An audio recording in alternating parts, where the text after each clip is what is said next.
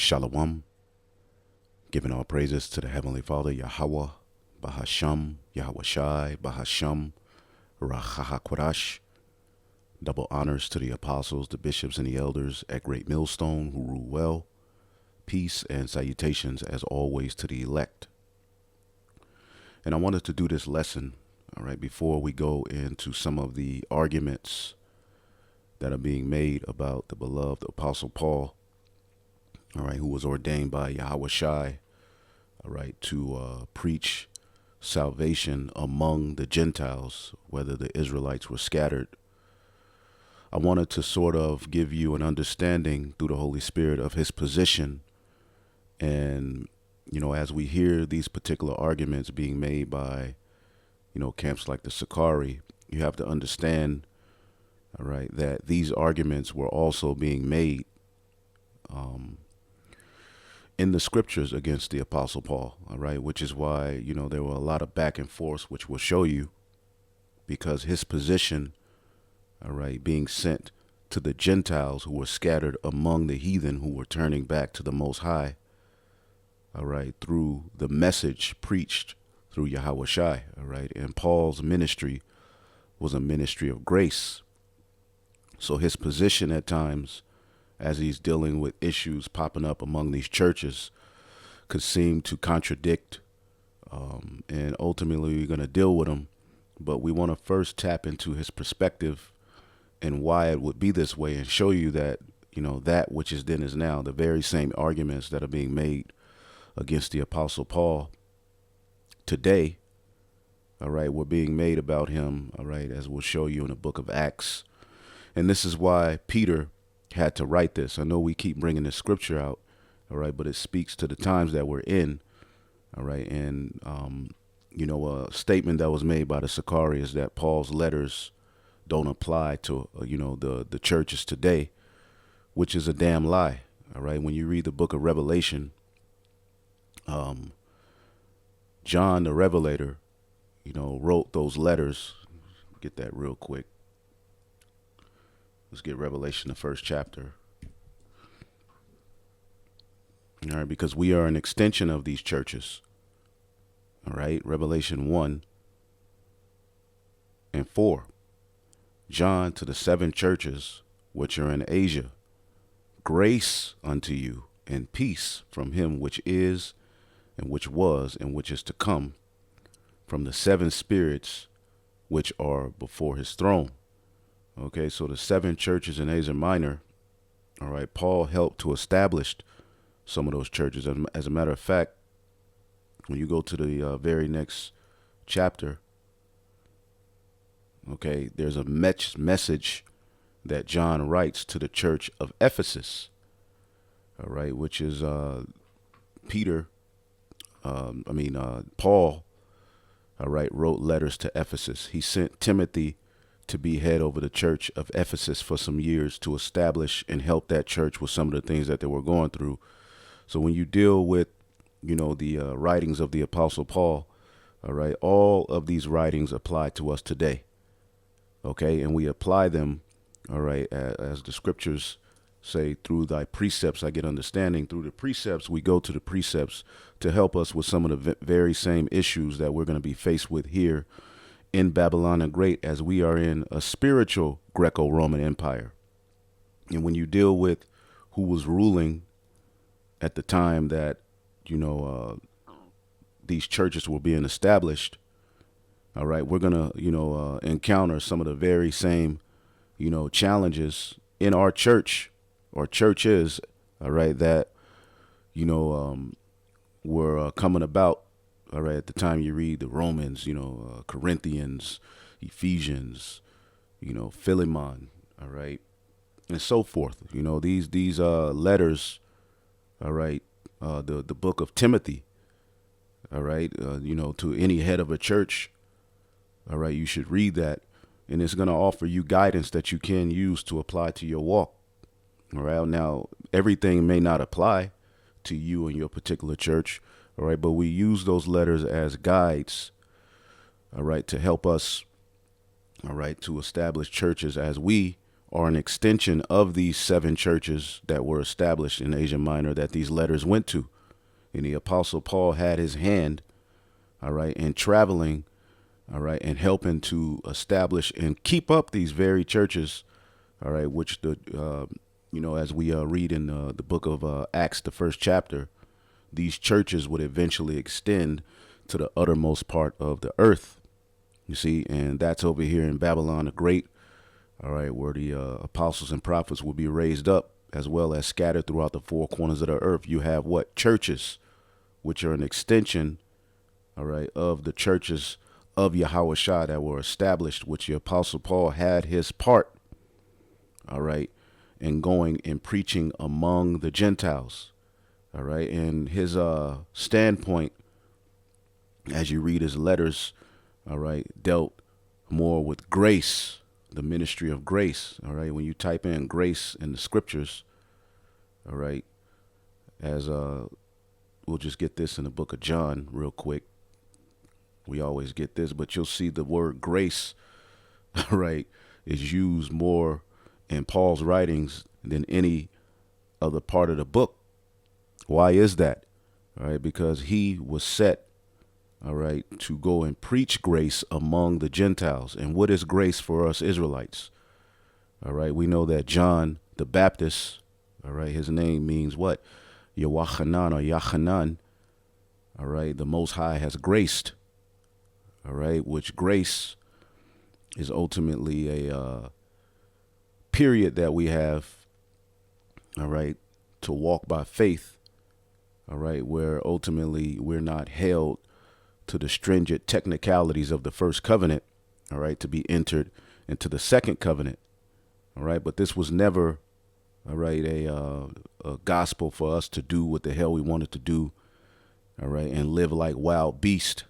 But we're going to go into some of the arguments that these individuals make so that we can just bring understanding and show you that there's nothing new under the sun. These same arguments were being made against the Apostle Paul, all right, as you go to, Acts 21 and 28, all right. This is what the Jews said of Paul. Men of Israel, help us. This is the man who preaches against our people everywhere and tells everybody to disobey the laws of the Jews, or the Jewish laws. He speaks against the temple, and he defiles this holy place by bringing in Gentiles, all right, in which the Gentiles were looked down upon. They were called uncircumcision. These were Israelites, again, who were scattered among these regions, all right, who were turning back to the Most High, which is your story, okay, which was Abraham's story, as he was born uncircumcised. He belonged to a family line of the Israelites. Before they were Israelites, they were called the sons of God. He belonged to that family line, all right? And ultimately, his father, Terah, was an idol worshiper, okay? Abram was uncircumcised, okay? And pretty much the Lord gave him grace. He found favor and opened his eyes to his true heritage, all right, and this is how the promise was given unto us, all right, which gives us access back, all right, to the garden eastward in Eden, all right. Yahushua's blood solidifies it, okay. But there was a promise made to the seed of Abraham, Isaac, and Jacob, all right, that they would eventually have rights back to that land, all right. But the way we would get back to that land, all right, would be through grace and faith, where we would apply belief. You see, and that promise was given before that first covenant we break was given. And a lot of people like to make, the promise and predicate it upon, the first covenant standard. And this was the same argument that was being made against the Apostle Paul as he was sent to preach the ministry of grace. Okay, so his standpoint at times would seem to differ from those of the circumcision, which, as we'll show you, Paul was raised, all right, as a circumcised Jew. See? But the Lord used him for a very, very important purpose, to go and preach his name among the Gentiles. Now, when you type in grace in the scriptures, let's get John 1 and 17. For the law was given by Moses, but grace and truth came by Yahushua. And when John the Baptist, all right, who was a descendant of Aaron, all right, through Abijah, all right, because they had certain records back then, a lot of the Jews, all right, which of course Jew is short for Judah, or, all right, it could be short for the three tribes, Judah, Benjamin, and Levi, all right, who the Lord used to keep a remnant, all right, to stick to the traditions through all of the turmoil and hell we went through, all right, from the Babylonian to the Persians and the Medes Empire, to the Greek Empire where they sacked the temple, all right, all the way up to the Roman Empire, which is where Yahushua was born. He was born at the time that the Romans were ruling, you see. And by that time, many Israelites had fell away from the customs of their fathers and became complete heathen, you see. So it's very important to understand Paul's stance. Again, the law was given by Moses, but grace and truth came by Yahushua, and a grace period is what was needed, all right, for the Gentiles to be brought back into the fold, all right, and be justified by faith rather than being justified by the perfection of that and the technicalities of that first covenant, which we'll tap into that. But as you see, this term grace constantly comes up, all right, and you'll see, all right, it continues to come up, all right. Romans 1:7, to all that be in Rome, beloved of God, as Israelites were scattered in Rome, called to be saints, grace to you and peace from our God. Romans 3:24, being freely justified by his grace through the redemption that is in Yahushua. So the talking point of grace for someone who has a mindset, you know, rooted in, you know, the law, the Torah, the temple. All right. Which, again, those were beautiful things. The temple was a beautiful thing. All right. But as the book of Hebrews lets you know, it's just a fashion of something greater to come. All right. It's a fashion of something that already existed in the heavens. All right. Which it all points to Yahushua. That's why he said one greater than the temple is here. And the Jews got mad. You see, the law itself. All right. The 613, you know, commandments, you know, the first covenant. All right. What did that lead to for us as Israelites? That led to our death. All right. Because there was no way we could keep that covenant, which was the need for a grace period and the promise of a second covenant. All right. Predicated upon better promises. OK, so each and every one of us Israelites who are here in this fold right now, who have woke up in these latter days, you were called into this thing by grace. And we've never taught you that you don't have to keep the laws. That's never been the standpoint of Great Millstone. All right. But as this ministry was given unto us, it was given unto us by grace. And this is what we are pushing. You see, and there's a balance. And often that balance can, you know, was used against Paul to make him to seem as though he was speaking against Moses, speaking against the law. And this is the same argument being used by the Sakari. And we're going to tap into their arguments. All right. The Spirit's on me to do it. And Lord willing, you all are edified. But I wanted to do this lesson first so that you can understand his standpoint. OK, let's see if we can get a few more. Let's see. Romans 5:20. Moreover, the law entered that offense might abound. All right. Because we broke that first covenant. All right. And offense abounded. All right. And then the curses. You see. But where sin abounded, grace did much more abound. All right. This is why we cry for the mercies of David. Again, you have a lot of individuals who, when they read the law, all right, they believe that, you know, this is something that they could, fulfill here in Babylon the Great. All right. Again, we keep some laws. All right. But ultimately, you know, when you read the law, all right, it's supposed to make you feel crushed. It's supposed to make you thankful for the sacrifice of Yahushua. It's supposed to make you lean on Yahushua even more. All right. Seeing as though you can't meet that measure. It should make you feel filthy. See, and the Lord giving us that grace period. All right. To where we're not held to the strict, stringent technicalities of what was required under that law, which under that first covenant, righteousness was based upon perfection in the law. That's what made you right with the Most High. But under this grace period, it is faith. All right. It is faith that makes you right with the Most High. All right. And that's why this ministry is tied to the faith of Abraham. Okay. Who was uncircumcised. All right. As we were uncircumcised in spirit, even if you had a physical circumcised penis, spiritually, all right, there were things that needed to be cut off. You see, and the Lord had mercy on us, man. Okay. Because again, I always say, imagine if you didn't have a grace period. All right. And it was just strictly the first covenant. All right. That you being right with the Most High was set on. None of us would get back. Okay. And Paul broke these things down in his letters. All right. Which it was challenging to those who were Jews. Even those who were Jews who were believers sometimes had problems with the Apostle Paul's stance. Okay. So Romans 6:15, what then? Shall we sin because we are not under the law? All right. But under grace, God forbid. And you see us constantly teaching our people the laws. Every Passover, what do you see us doing? And we do those things through faith, rehearsing the righteous acts. Okay, we keep the holy days. We those things are tied to the law.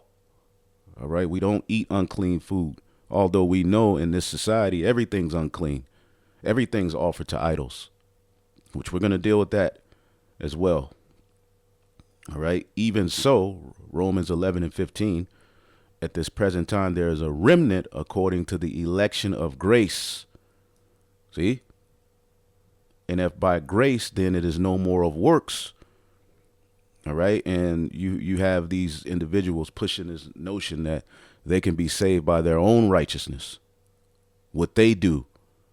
All right. And there's not too much mention, all right, of Yahushai's importance in sacrifice.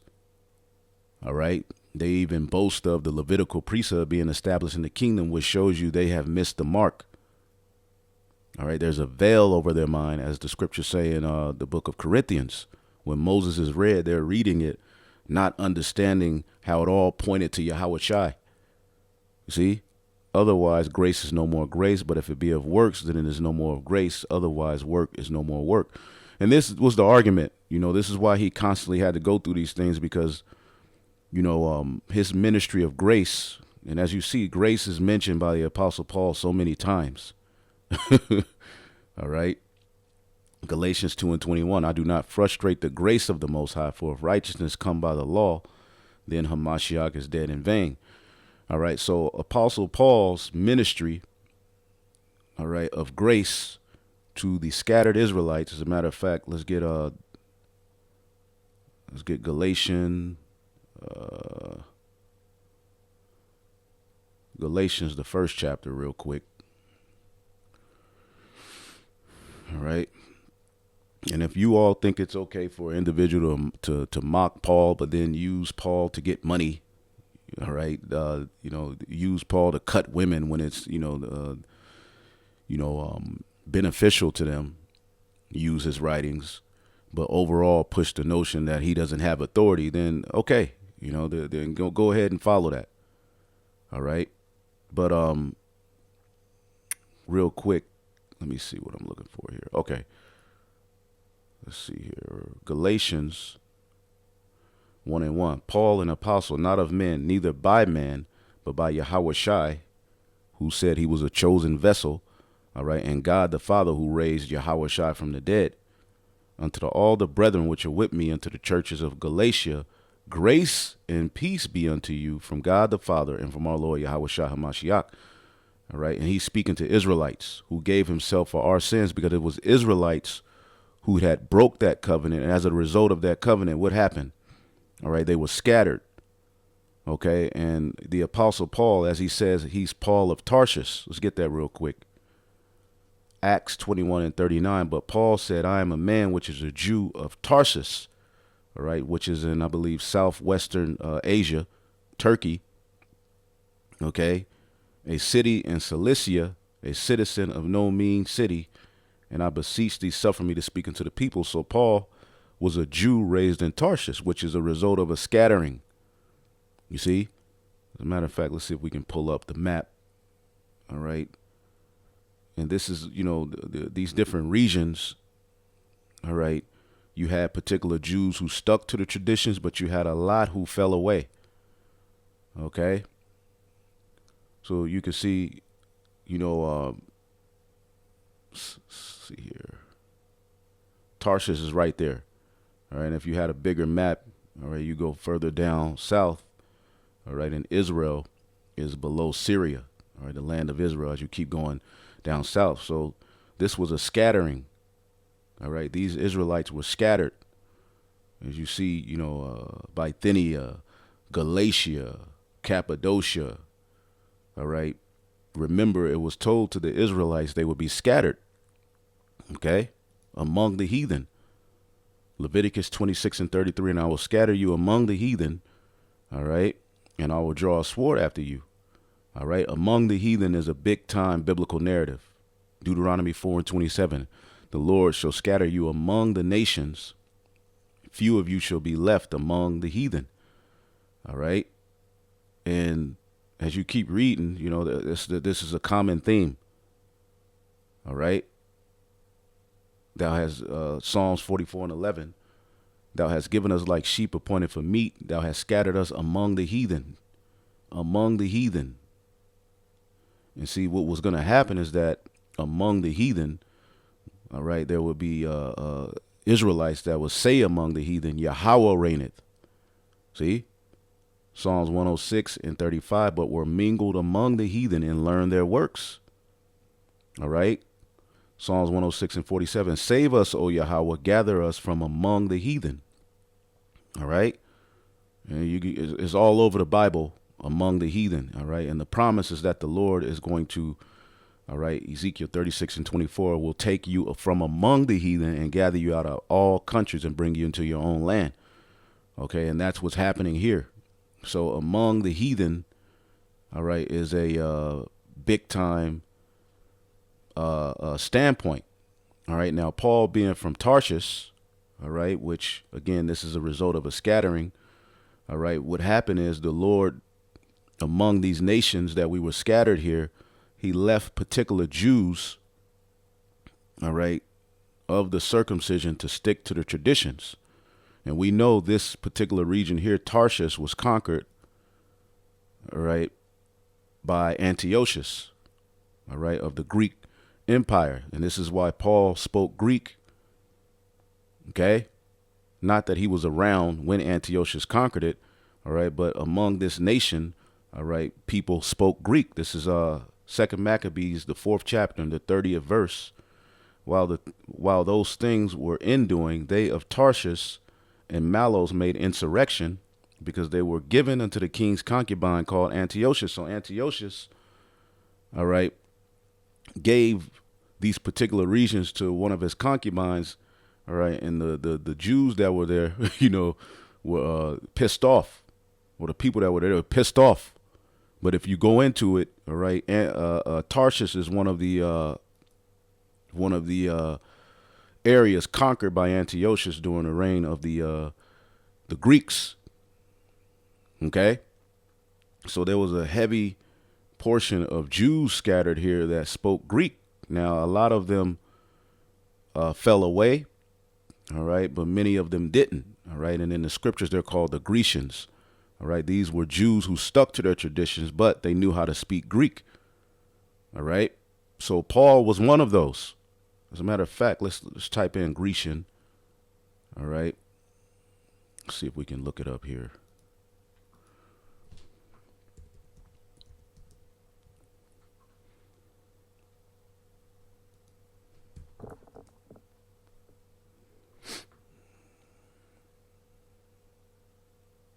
Acts 6:1. In those days, when the number of disciples was multiplied, there arose murmurings of the Grecians among the Hebrews because their widows were neglected. Okay, so to speak Greek as well, like when you spoke Greek, a lot of Jews looked down on you. All right. I mean, and these were, the Grecians were Jews who stuck to the traditions, who spoke Greek, right?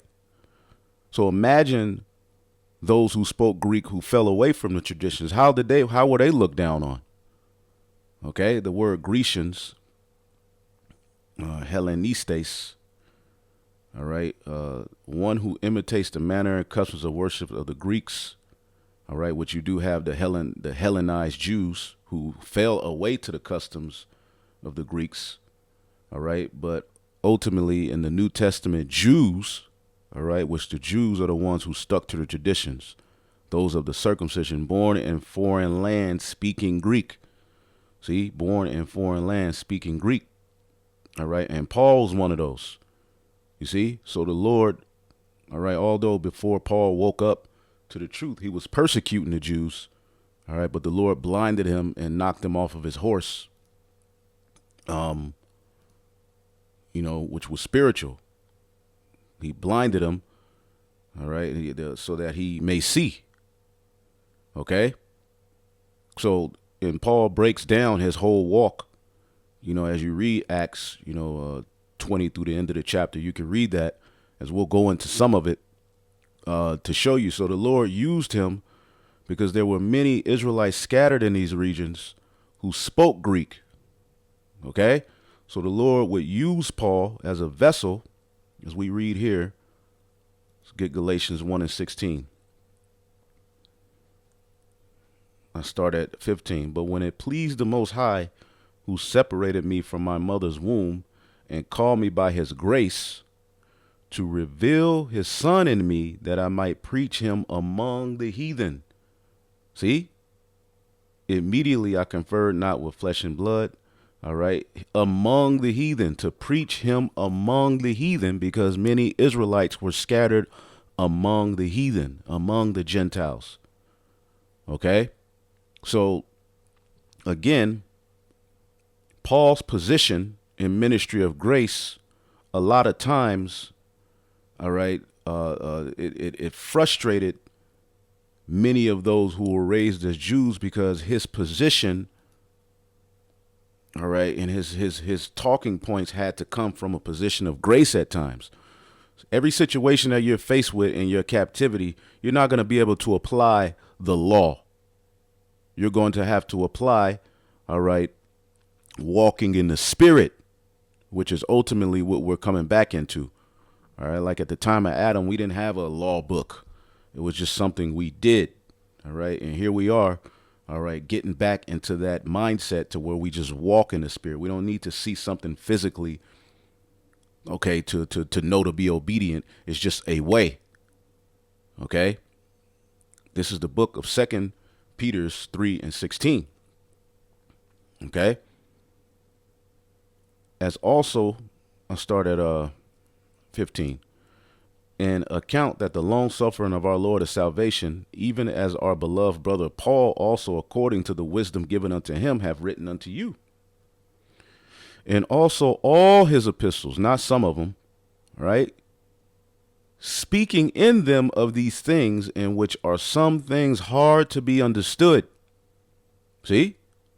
Which they that are unlearned and unstable rest, as they do also the other scriptures, to their own destruction. And we're witnessing this happen with the Sicarii. Not only Paul's writings are being challenged, but Mark, Luke, all right, the book of Hebrews. And when you go into their real, problem with the book of Hebrews is that it lets you know that the Levitical priesthood was just a sign of something that was used to bring us to a better way, and that the priesthood of Melchizedek is what we'll be under in the kingdom of heaven. All right. And they get mad at that. All right. But they that are unstable, let's look at this word unstable. And we're seeing the unstable mindset of many Israelites in these latter days. Strong's G 793, astelectos. Astelectos. Unstable. Okay. Let's see what this says here. So they're not constant. They're not firm. Their mind is not set fast. Okay, and they're wrestling with these particular scriptures.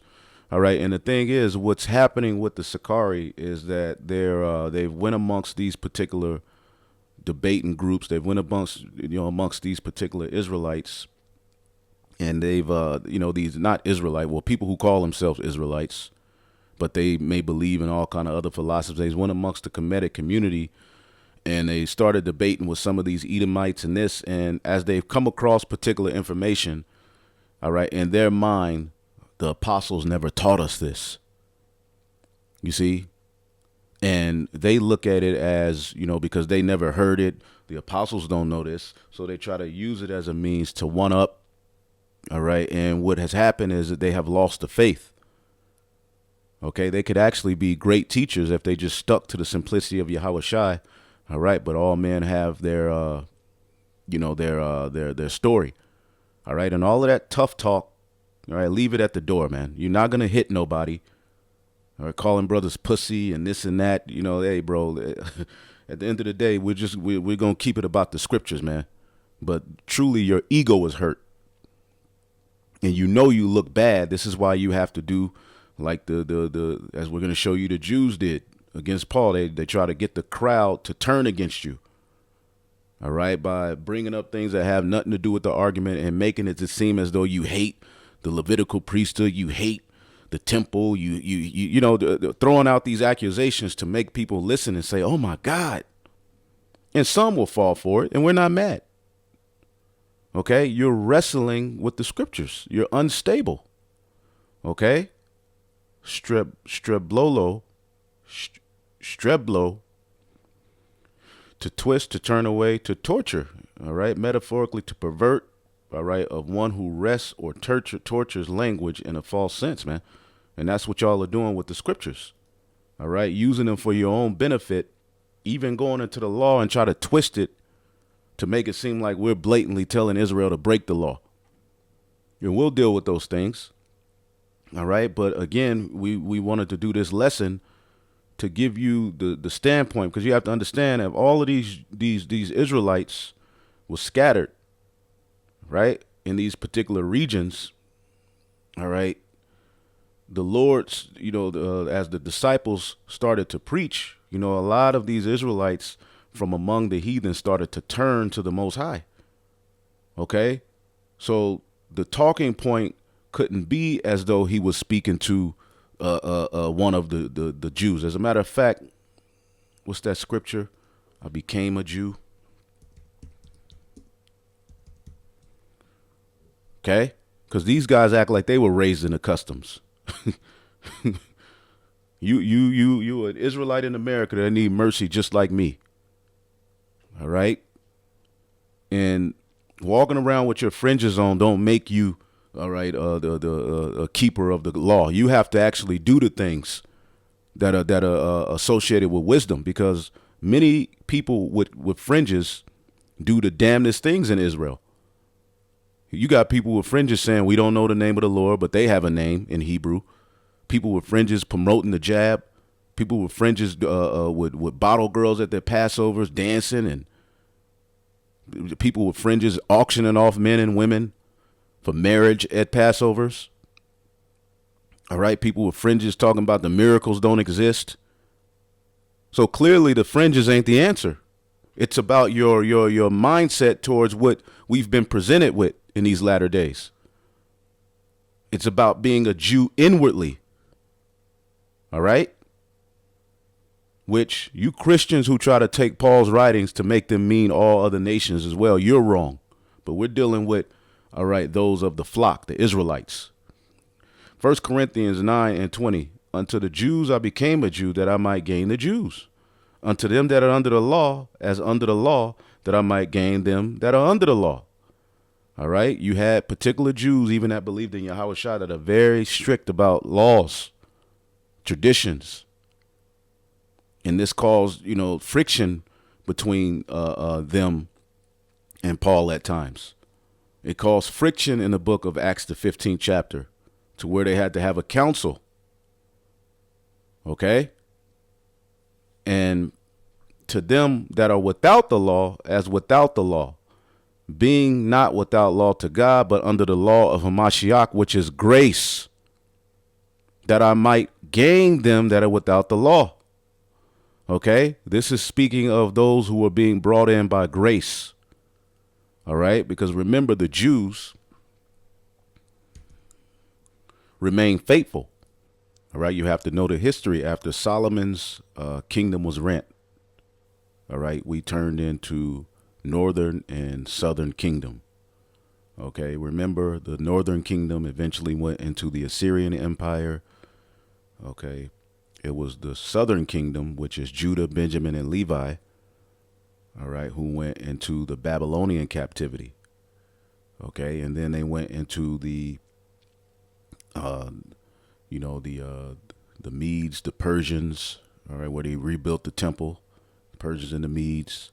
Then they went into the Greek captivity, which is where you get the Maccabees. But many of the Jews, became uncircumcised. They fell away, right? And then you get the Roman Empire, is where you had the remnant of the Jews who stuck to the traditions, all right, were face to face with Yahweh Shai.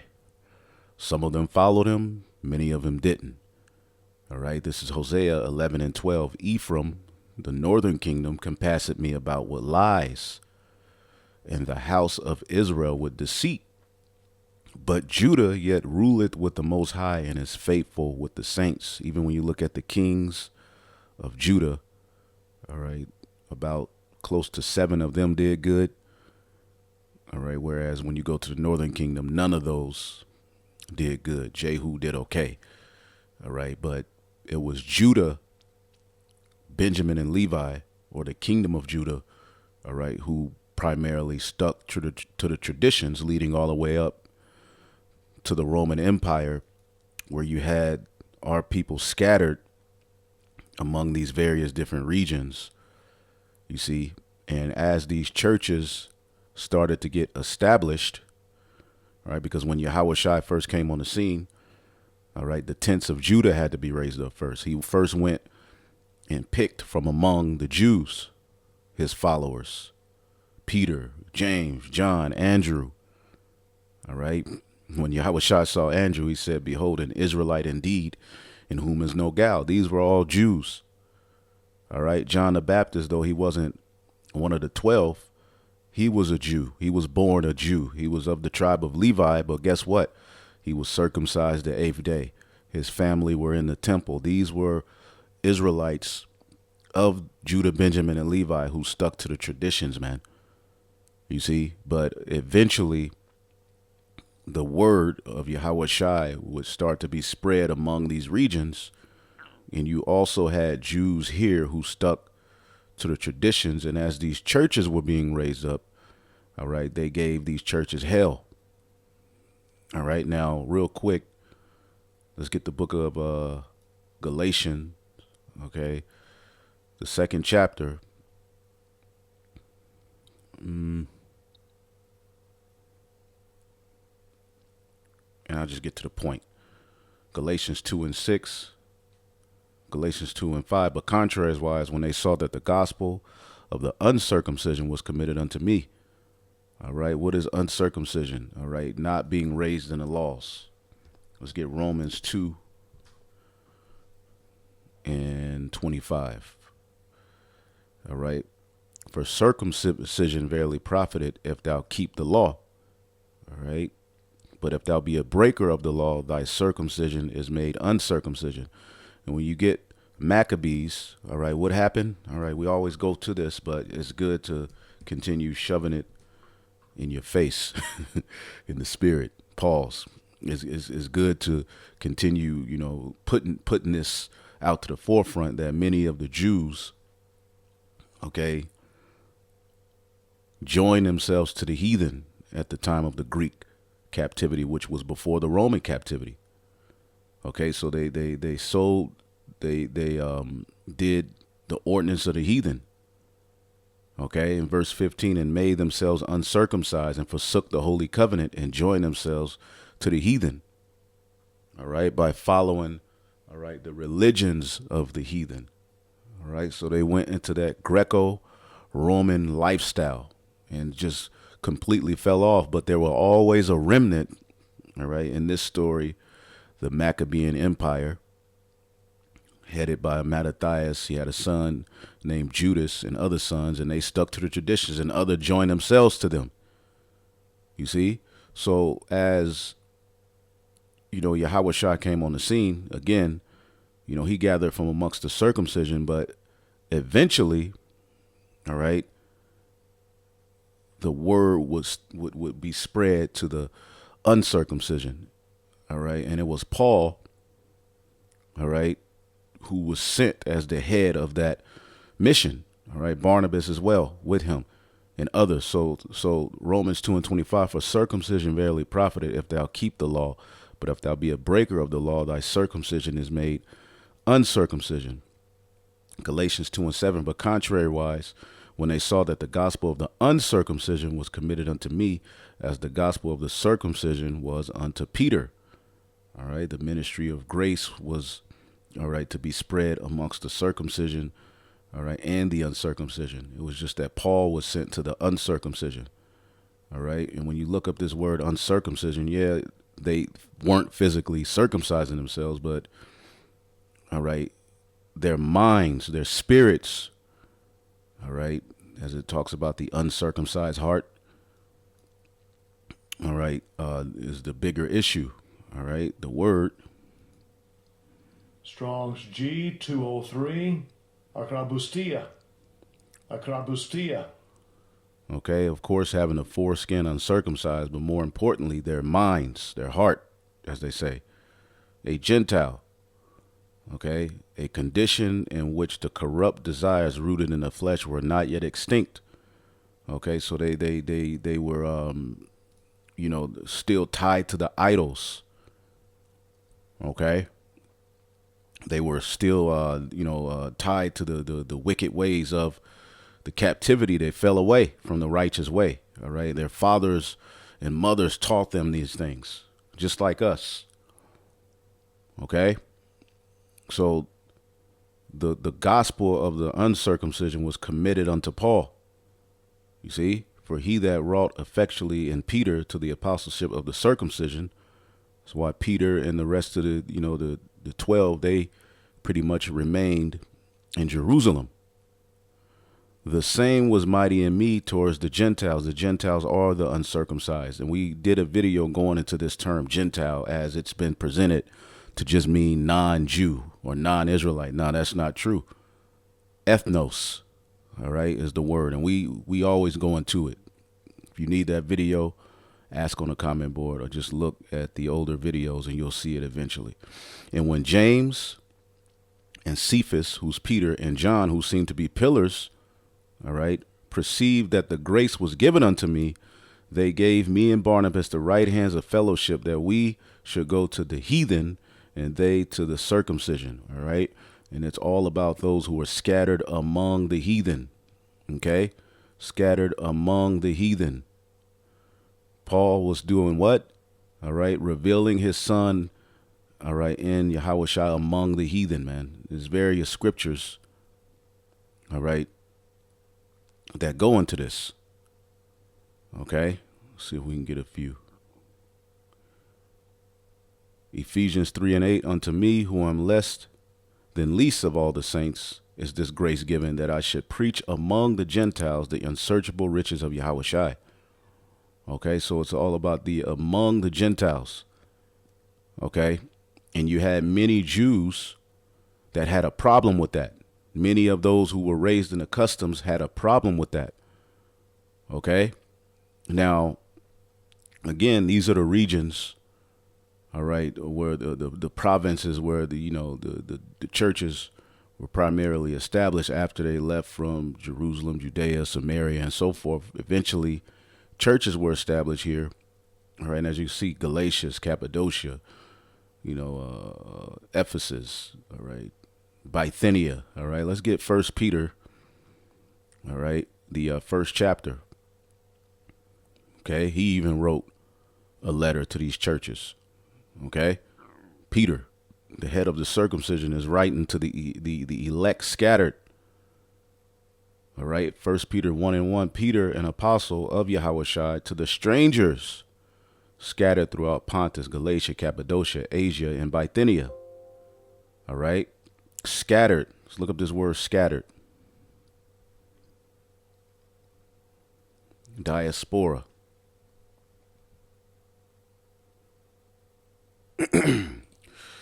All right. See? Diaspora or diaspora. All right. A scattered dispersion of Israelites dispersed among foreign nations, of the followers of Yahushua scattered abroad among the Gentiles. That's it. Point blank, period, man.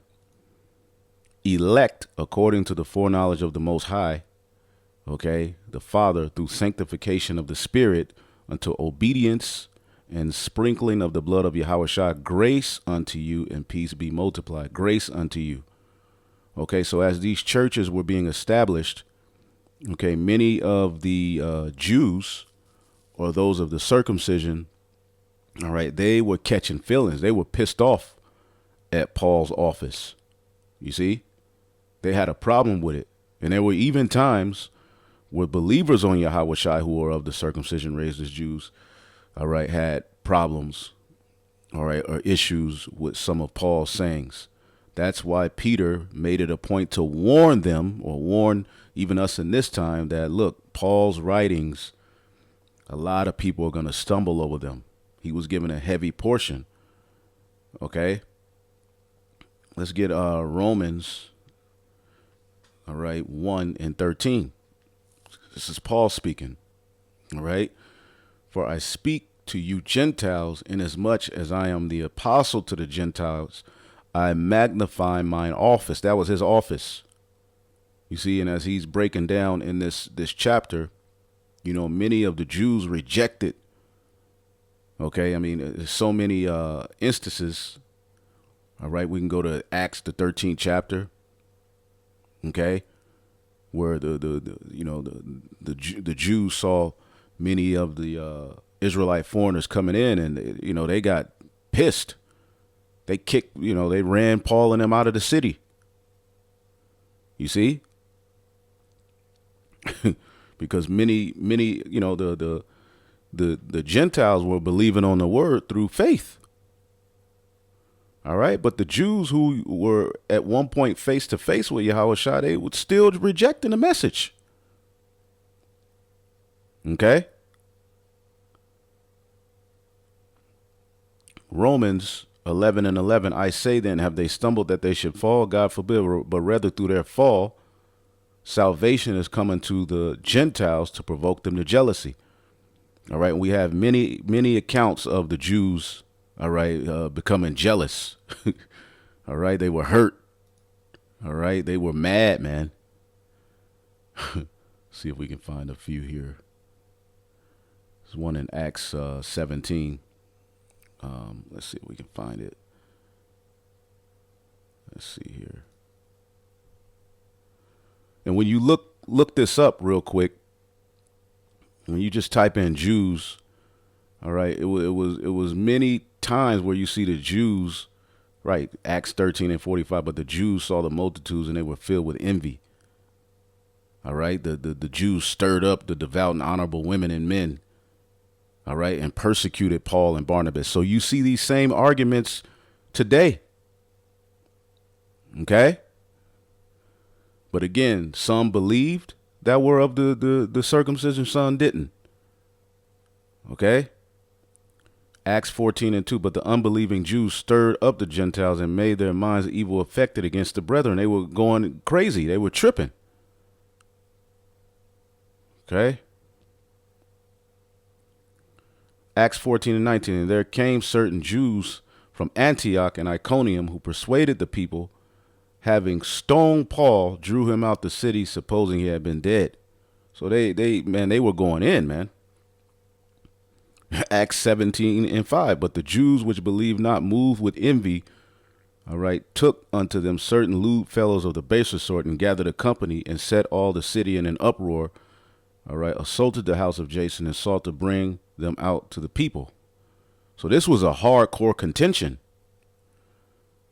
Okay? This is why John the Revelator wrote that in Revelation the third chapter, or the second chapter and the third chapter, about those who say they are Jews and are not, but are the synagogue of Satan. See, it was those guys.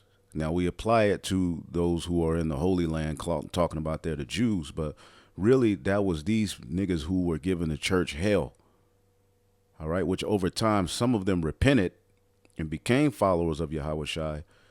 All right, but ultimately you continuously see that it was the Jews, all right, of Judah, Benjamin, and Levi who were raising the customs that had aught, all right, with the churches of Yahweh Shai being established, all right, and as they were being spread about through Paul, Barnabas, and you know, to teach among these regions, the Jews that were there were pissed off, okay, the ones who didn't follow Yahweh Shai, and the Sakari were a part of that. Give me 1 second here. They were a part of that.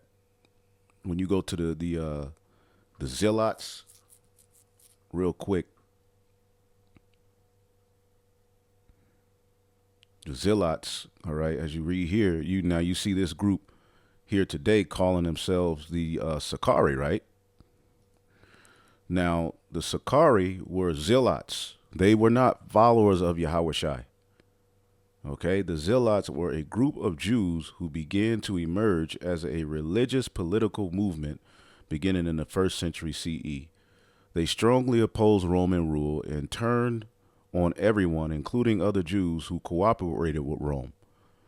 Okay, a subgroup of them were known as the Sakari, frequently attacked Romans and those considered to work for them. Now, when did Yahweh Shai ever say to do this? So the whole foundation of this movement is not with Yahweh Shai's movement. This is why I constantly say the Sakari were not followers of Yahweh Shai.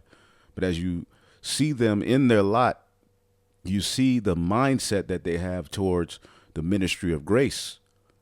All right. The term zealot is from the Hebrew. All right.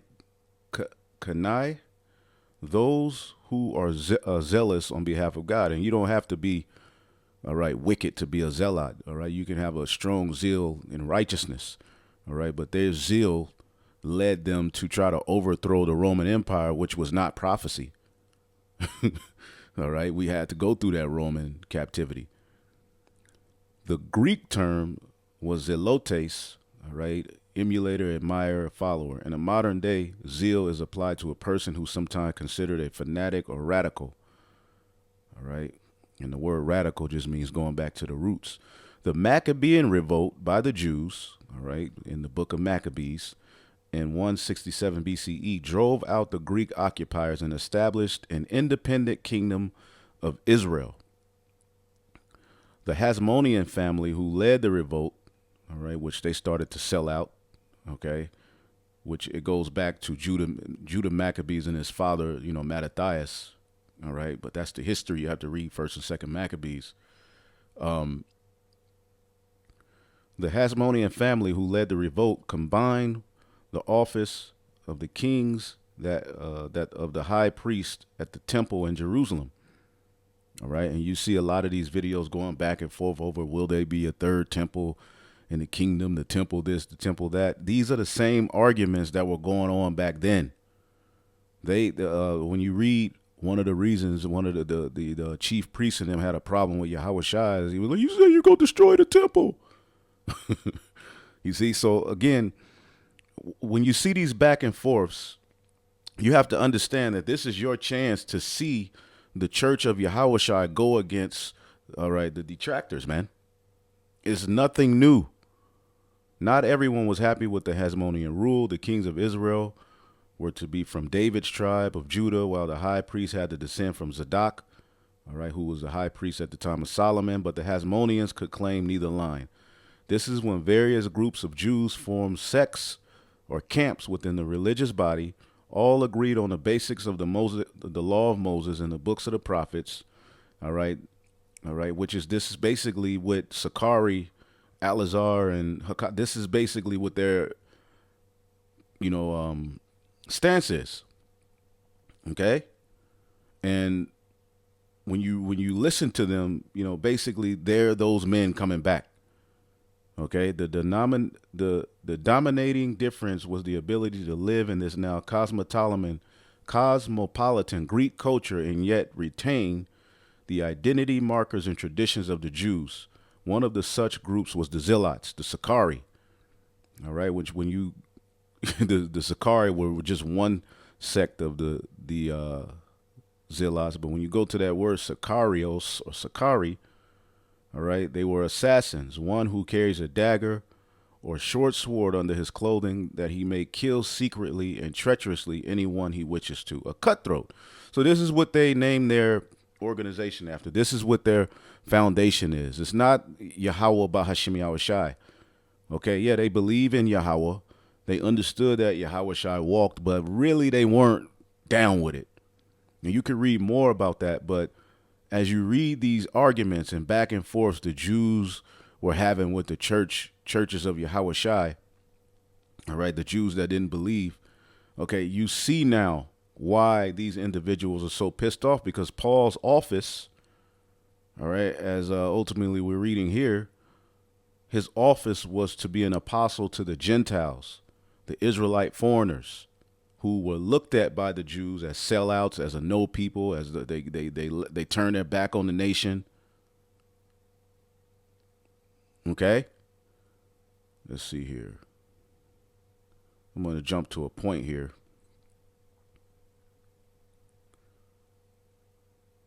This is Romans 11:17. And if some of the branches were broken off, and thou being a wild olive tree were grafted in among them. Now, what is the wild olive tree? All right, you have the natural branches, and then you have the wild olive tree. Okay, the wild olive tree, as you can see here, it's the Gentiles, the Israelite foreigners. Strong's G65, agrielios. Agrielios. Okay, belonging to a olister or a wild olive tree, and a lot of people try to say this is the heathen, but it's still an olive. Okay. All right. Wild. Okay. Growing in the field woods. Savage. Uncultivated. See? Uncultivated. Okay. Meaning they were not cultivated in the traditions of your everyday Jew. They were raised as heathen, unreclaimed, wild, savage, boorish, rude. All right. And this is how we were raised here in Babylon the Great. Okay. We were raised as uncultivated. Let's look at the word uncultivated. Okay. We were uncultivated. Okay. The Jews were cultivated, natural branches. So Paul's office was to graft so that the tree may live, graft in those wild, all right, branches that weren't cultivated in the customs of the Jews. And a lot of people had a problem with that. All right. Highly uneducated or socially adept. Okay. Uncultivated. Point blank period, man. All right. Highly uneducated. So this is how the Gentiles were looked at. Okay. But they were grafted in, which when you go into the science of grafting, you can't take a plum tree and graft it onto an orange tree. No, this is speaking of an olive tree. And the nation of Israel is known as an olive tree in the scriptures. Okay? As a matter of fact, it's a few precepts, but I'll get a few notable ones. All right? Isaiah 17:6, yet gleaning grapes shall be left in it as the shaking of an olive tree, 2 or 3 berries in the top of the uttermost bough, 4 or 5, all right, utmost fruitful branches thereof, said the Lord God of Israel, the remnant. Okay. Jeremiah 11:6, the Lord called thy name a green olive tree, fair and of goodly fruit. With the noise of a great tumult, he hath kindled fire upon it, and the branches are broken. We got judged. All right. And then here at the time Yahushua came on the scene, many of the Jews, the natural branches, were broken off because of unbelief. Hosea 4:14-6, his branches shall spread. Speaking of Israel, his beauty shall be as an olive tree. So the olive tree is speaking of Israel, man. Okay? Speaking of Israel, we can get to different examples, but this is speaking of Israel. So the wild olive tree, all right, were grafted in among, okay, the believing Jews, all right, and with them partakers of the root and fatness of the olive tree, all right. Boast not against the branches, but if thou boast, thou bearest not the root, but the root thee. Okay, you can't boast because you've been brought back into the fold and they don't believe. All right, you just need to be accepting and happy you were brought back in through faith. That will say then the branches were broken off that I may be grafted in. Well, I say because of unbelief they were broken off, and thou standest by faith, be not high-minded but fear. See, thou standest by faith. They were broken off because they don't believe, which gave the Gentiles, all right, because again, the tents of Judah had to be raised up first. All right, but here's the point. For if God spared not the natural branches, take heed lest he spare not thee. And who are the natural branches? The cultivated Jews, okay? The natural branches, all right? Physis, the nature of things, laws, order of nature, opposed to what is monstrous, the Gentiles, abnormal and perverse, the Gentiles, okay? As opposed to what has been produced by the art of man, natural branches, birth, physical origin, okay? And the Jews were born as Jews, okay? They were born, all right, naturally, all right, into their customs, okay? Point blank period. As a matter of fact, when you look up this term Jews, let's see if we can find it here.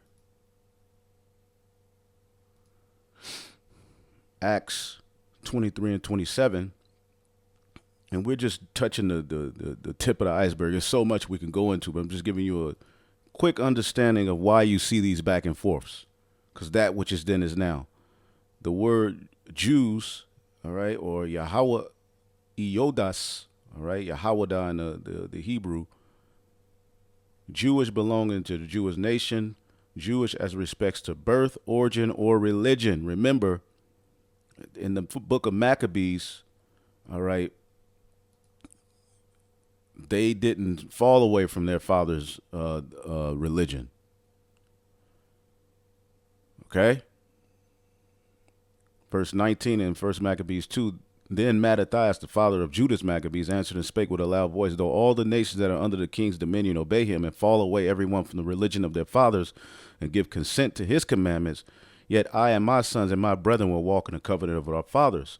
God forbid that we should forsake, all right, the law and the ordinances. So this mindset of us keeping the commandments had, continued on down the lineages. And many of these Jews, when they saw, Yahushua, his position, and then, the disciples and Paul, be raised up preaching, to the Gentiles, okay, many of them opposed it, man. See, the natural branches were what? Broken off of the tree. Okay, and when you read this whole chapter, all Israel is eventually going to be saved. Okay, but it's the Gentiles who would be added into the fold, grafted in. All right, the wild olive tree would be grafted into the natural cultivated olive tree, and they would all live together. Okay, that the tree may live. You see? So as, Paul was establishing these churches, all right, as he's letting you know, he received this revelation of Yahushua as he would be writing these letters and, taking the position he took. Many of the Jews, they were like, hell nah, man. Okay? They were like, hell nah, man. Acts 21 and 27, 7 days were almost ended when some Jews of the province of Asia saw Paul in the temple and roused up a mob against him. They grabbed him, yelling, "Men of Israel, help us. This is the man who preaches against our people everywhere and tells everybody to disobey the Jewish laws. He speaks also against the temple. He even devours the holy place, bringing in Gentiles. This is Sakari's stance. This is Alazar. When you hear him, all right, in the elder brother, Micah Allah hit me to this.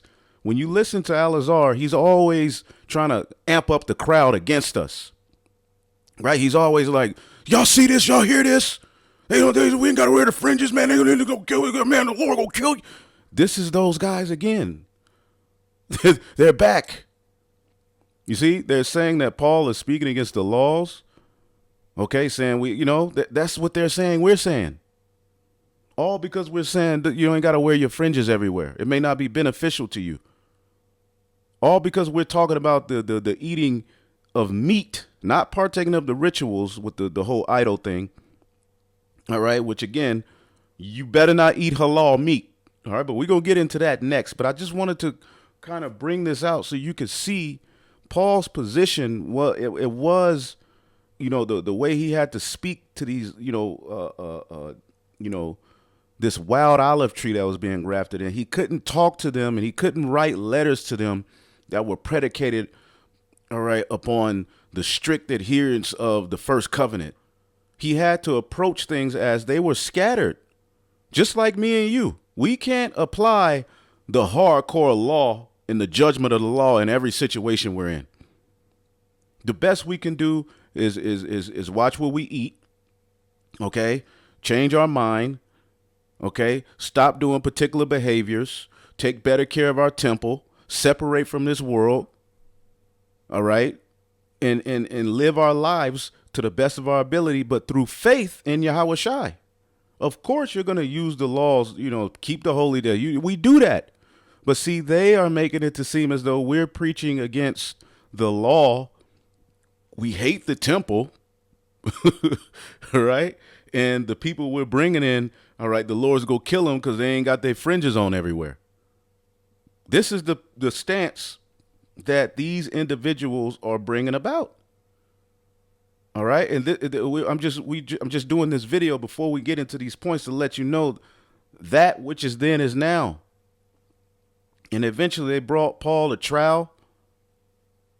Okay. Read these stories so you can understand what you're looking at today. The Lord is doing something here. But if you're just all in your feeling, oh my God, another argument. You don't really understand that the Lord is giving you the ability to live in the story of the church. Okay? This is what they said about Paul. Let's see here.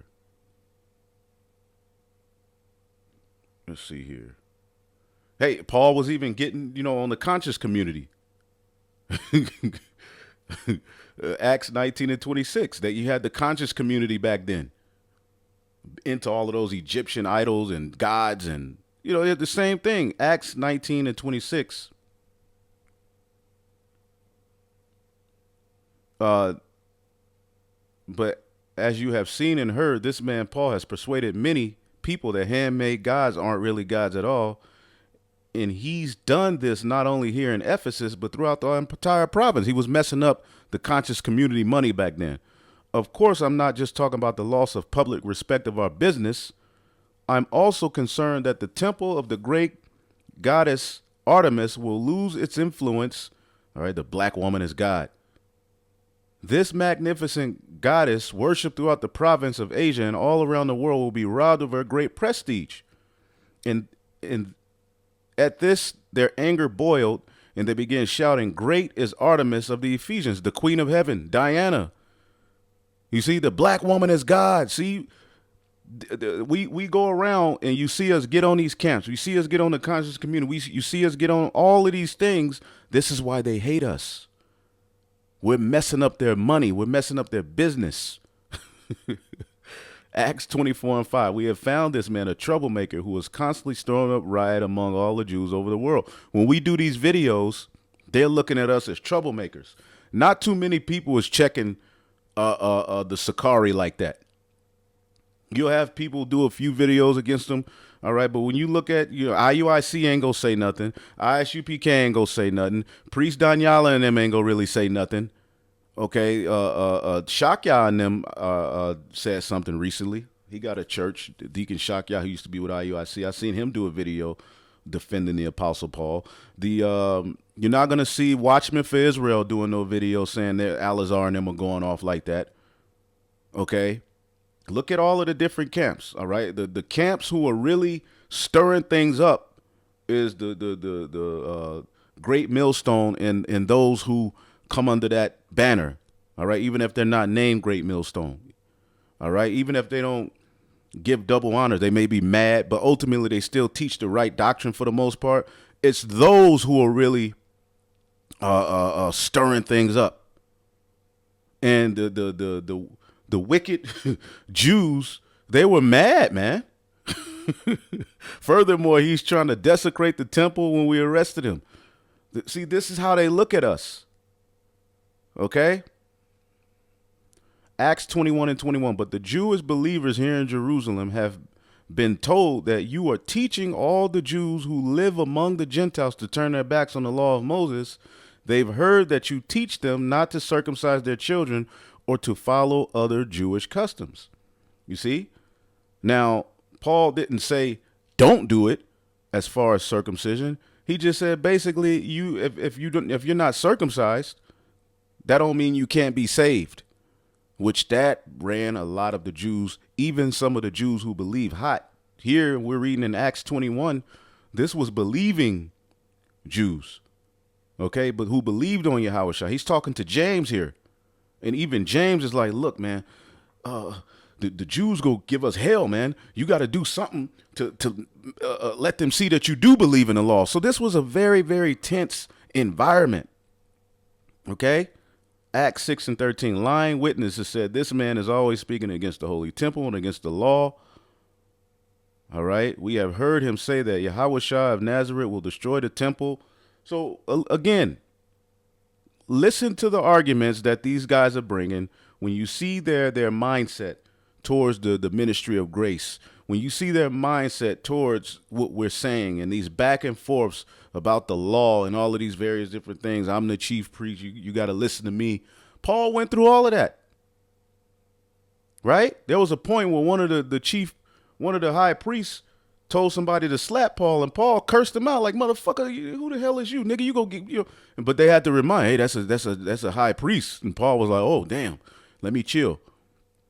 But again, it's those same spirits back today, right, that are pissed off at the position that the Church of Yahushua, which I believe this is the Tabernacle of David, all right, our apostles and elders have continued on a tradition, but what you're seeing is these back and forths, all right, that are leading to these videos being made. But the reason I wanted to do this video, which, there's more we can go into, but the reason I wanted to do this video at the end of the day, all right, is to, as we go into these arguments that, the Sakari are bringing, tap into the understanding, of what Paul's position was. Okay. Again, to the Jews. Okay.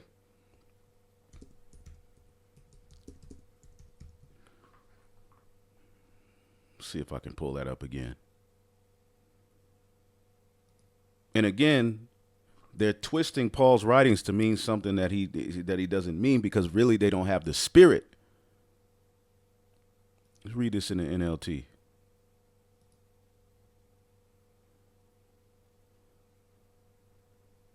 Oh, Lord. When I was with the Jews, I lived like the Jew to bring the Jews to Hamashiach. When I was with those who follow the Jewish law, I too lived under that law, even though I am not subject to the law and to the traditions. They were still offering up sacrifices. All right. I did this so I could bring, all right, to Hamashiach those who were under the law. All right. Because you had people who were hardcore about that mindset, those traditions. To the Jews, I became a Jew to win the Jews. Okay. And then he goes into to them that are without the law. When I am with the Gentiles who do not follow the Jewish laws, I too live apart from that law so I can bring them to Hamashiach. You might see them do particular things and not follow particular traditions. All right. You don't force particular things down their throat.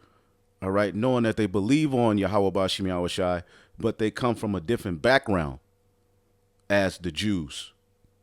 Okay? But I do not ignore the law of God. I obey the law of Christ, which is what? Grace. All right? Which this is what these guys have a hard time understanding. Okay?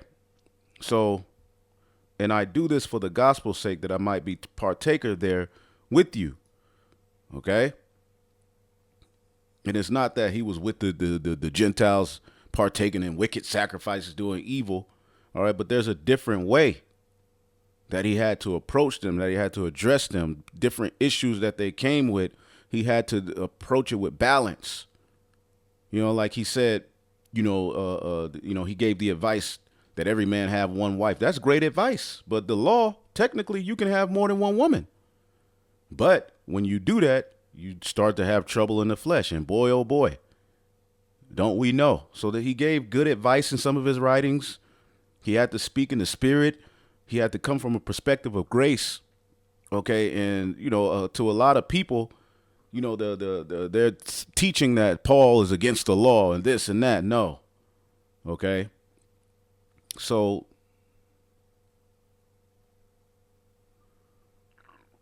and, we'll get into the food offered to idols next, and then we'll address a few other things. But we're going to keep prophesying. We're going to keep teaching. I just wanted to do that lesson. Hopefully I'll edify it on to the next. Shalom.